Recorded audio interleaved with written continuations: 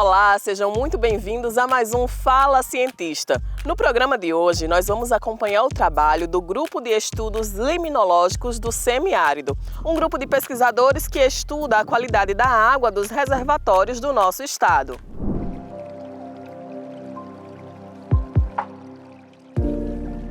A disponibilidade de água para abastecimento da população na região do semiárido nordestino depende basicamente da regularidade das chuvas.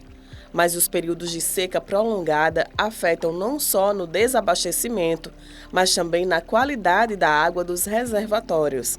Para entender e apontar melhorias, um grupo de pesquisadores da Universidade Federal do Rio Grande do Norte atua através da liminologia. Limnologia é o estudo das águas continentais, isto é, as águas interiores, que não são marinhas. Então, lagos, reservatórios, rios, córregos, e tudo que a gente pode ver de compartimento físico, químico, biológico, desde micro-organismos até peixes, por exemplo, mas sempre focado em águas continentais, em águas interiores. O projeto da UFRN realiza a coleta e análise de material proveniente de açudes do interior do estado. A gente, então, trabalha principalmente em duas grandes frentes, os estudos liminológicos do semiárido. Trabalha na parte de eventos extremos, principalmente de seca, nos reservatórios do semiárido, com os impactos na qualidade da água.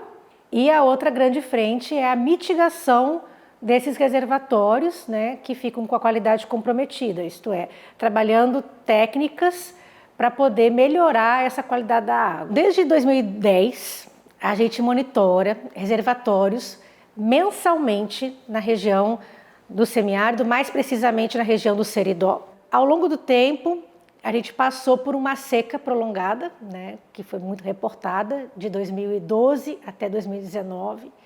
Essa seca acabou que vários reservatórios do Nordeste até secaram, e aqui no Rio Grande do Norte não foi diferente.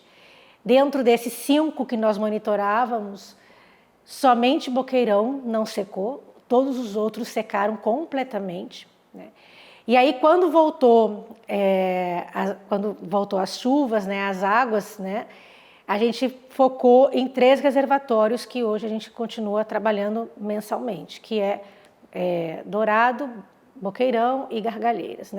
São reservatórios que possuem problema de eutrofização. A eutrofização é o enriquecimento de nutrientes, e com a proliferação de micro-organismos, principalmente do grupo de cianobactérias, que são procariotas fotossintetizantes. Então, além disso, eles têm um problema que podem produzir toxinas. A gente faz a coleta com essa garrafa, que é a garrafa de Van Dorn, A gente abre ela e segura aqui. E a gente joga, ela é marcada com as profundidades, então a gente vai pegar, consegue ir até o fundo do reservatório, tem mais de 20 metros de corda, e a gente joga isso aqui e ela fecha. E aí a gente consegue trazer a água e coloca aqui no balde. Então, a depender de como está a situação do reservatório, a gente vai medir também oxigênio e temperatura. Então, se houver muita diferença de oxigênio e temperatura ao longo da profundidade, a gente considera que existe estratificação. Então, existem 2 camadas de água diferentes, o epilímnio e o hipolímnio. Então, se houver essa diferença a partir do oxigênio e da temperatura, a gente vai coletar 2 porções, digamos assim, de água diferentes. Hoje, aqui no caso, como o reservatório está bem seco, só tinha 2 metros, então não havia diferença de estratificação. Então, a gente só coletou uma camada de água. Então, a gente, além de medir temperatura, oxigênio, coletar, a gente mede aqui também a transparência dessa água, com esse disco aqui, que é o disco de SEC, a gente coloca, aqui tem uma fita métrica, e a gente joga na água. Quando a gente não conseguir mais ver o disco, a gente mede aqui qual foi a profundidade e esse é o nível de transparência da água, Então, quanto menos transparente, pior tá essa água. Então, além disso, a gente coleta também fitoplâncton, que são as microalgas, e o zooplâncton, que são os organismos que se alimentam dessas algas e alguns peixes também se alimentam desse zooplâncton. Então a gente coleta com essa rede aqui, que também tem a metragem. E aí a gente também consegue trazer, né? Ele condensa aqui, ela tem uma malha de 0,68 e ele condensa aqui esses organismos. A eutrofização é um problema de qualidade de água que está relacionado com o aumento da concentração de nutrientes na água. E esses nutrientes, principalmente o fósforo, ele pode ser proveniente de fontes externas, como esgotos domésticos e esgotos industriais, mas também de fontes internas, como, por exemplo, a liberação de nutrientes pelo sedimento. Durante esse tempo de monitoramento, a gente vem vendo que a seca que acontece aqui nos reservatórios do semiárido, a seca ela faz com que esse problema de eutrofização se intensifique.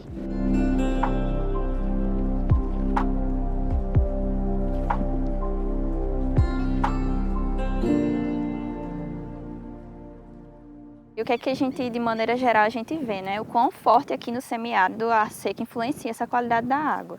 De maneira bem geral, existem vários trabalhos aí que mostram isso, como isso vai concentrando, né? Inclusive o próprio pessoal aqui vê, né, que quando chove, né, a água fica geralmente, fica mais transparente e ela vai ficando mais barrenta, mais verde, porque vai acumulando esses nutrientes, essa biomassa. E o fitoplâncton, por sua vez, né, que é essa comunidade de microalgas, ele vai mudando. Então a gente, quando tem um ambiente oligotrófico, né, com pouca clorofila, pouca biomassa, pouco fitoplâncton, eles são bem diversos. Então quanto mais diversidade, melhor para o ambiente aquático. E com a intensificação da eutrofização, como esses ambientes vão ficando com mais biomassa algal, isso vai mudando, vai dando lugar a uma dominância de cianobactérias que podem ser prejudiciais à saúde.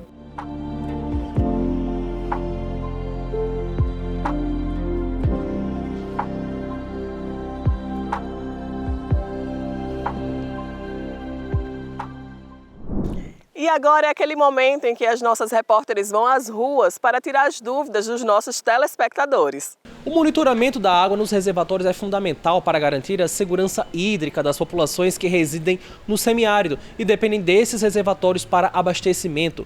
Vamos agora esclarecer mais alguns detalhes sobre esse assunto. Como o monitoramento dos reservatórios pode resolver o problema da qualidade da água?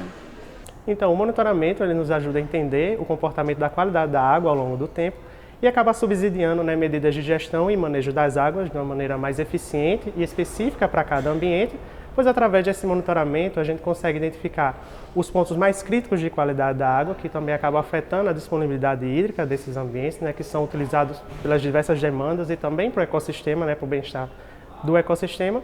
E através desse monitoramento a gente também consegue perceber se está havendo uma melhora ou uma piora da qualidade da água ao longo do tempo. Além disso, com o monitoramento também nos ajuda, né, a caracterizar e conhecer aquela água, que também acaba impactando e influenciando, né, em técnicas de mitigação e recuperação dessas águas. Então, como a gente conhece a qualidade da água, acaba auxiliando a gente a escolher aquela técnica que tem o maior potencial, né, para ter bons resultados para aquela água e também na escolha do ponto de aplicação da técnica. Eu gostaria de saber como são feitas as coletas. Atualmente a gente está fazendo monitoramento de 3 reservatórios, né, açudes do estado do Rio Grande do Norte, e são açudes bastante importantes e estratégicos para a gestão das águas do Rio Grande do Norte. E aí a gente vai em campo e faz algumas análises em campo, né, com medições em campo de temperatura, oxigênio dissolvido e transparência da água. E nós também coletamos, né, amostras de água para trazer para o laboratório e fazemos diversas análises físico-químicas e biológicas da água.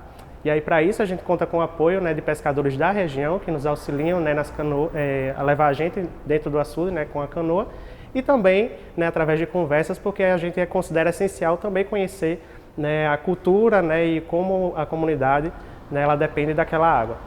O que já foi descoberto ao longo desses anos de pesquisa? Então, a gente já descobriu bastante coisa, né? A gente já tem 13 anos de história, né, fazendo monitoramento de vários açudes, né, do nosso estado.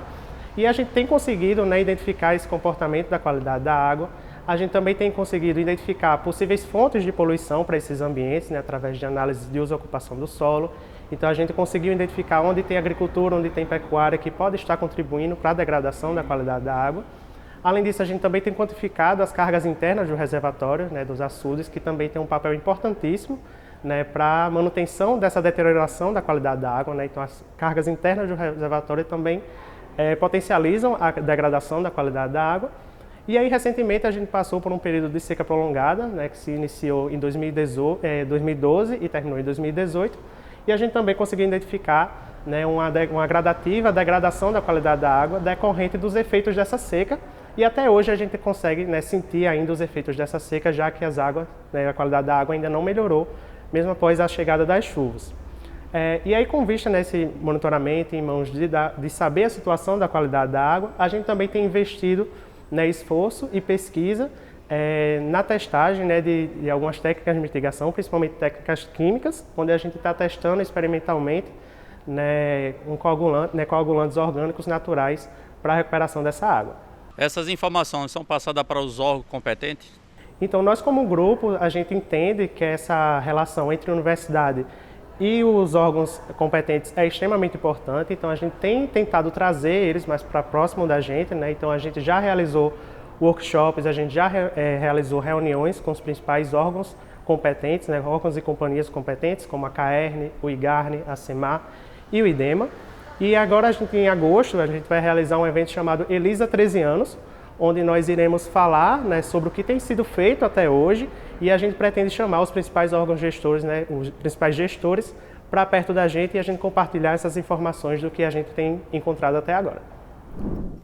E você também pode participar enviando as suas dúvidas ou até sugestões de pauta no nosso Instagram. Nós vamos agora para um rápido intervalo e na volta você acompanha o quadro Sabia Não?